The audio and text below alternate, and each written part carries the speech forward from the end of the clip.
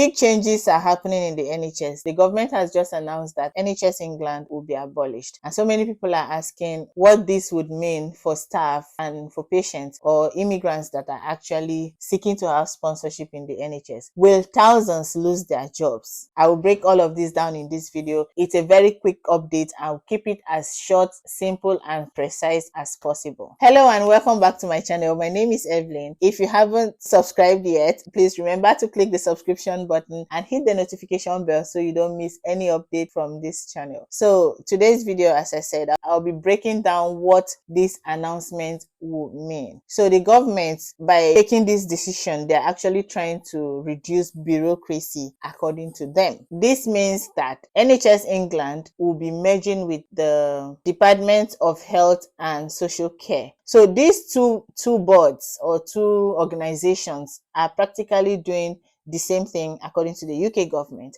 and they want to merge both of them to reduce duplication of duties. So who will this announcement actually affect? It will affect patients positively according to the plan, because it will save a lot of money from employment cuts that will be happening. So this amount of money would go into patient care.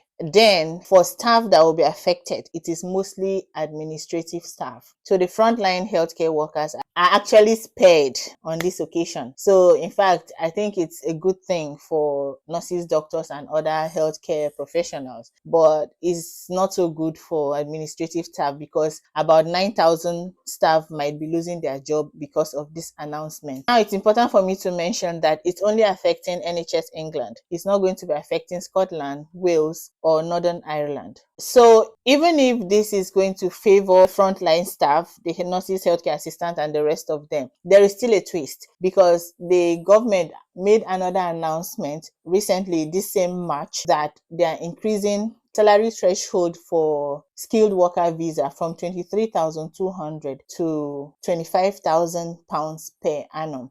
So what does this mean? Most entry-level band 3 roles will no longer be eligible for sponsorship. Okay, the wages for band 3 for most of the NHS trusts in England are below this amount. Some are starting at 24,000, 23,000, like that.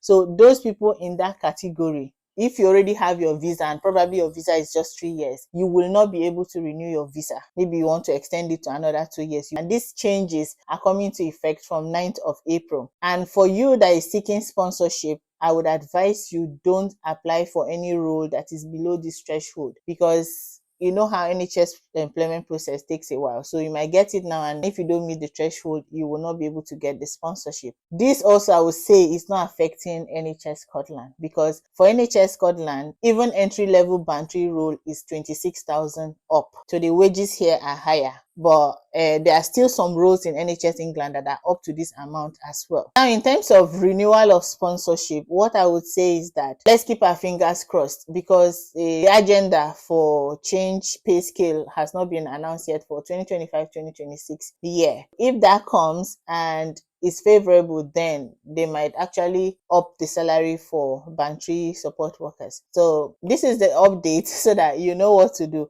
Also, when they made this announcement, carers were also kind of affected, because those that are looking to relocate from overseas to work in England, everything is happening in England, their chances have become slimmer, because the government is saying that employers will first of all prove that they've made every effort to employ people that are already in the UK. So this is good news for people that have either lost their sponsorship as a result of their employer losing their sponsorship licenses. So these people are the focus for now in England. If you've lost your sponsorship, or if you've lost your sponsorship, take advantage of this situation and make as much applications as possible. And if you're looking to come to the UK from overseas, for now, I would think you should look at other parts of the UK and just avoid England until all of this is sorted out, because there are so many people that have lost their sponsor license and they're only given 60 days to secure another employment, or they leave the UK. Like I said, this is a quick update, and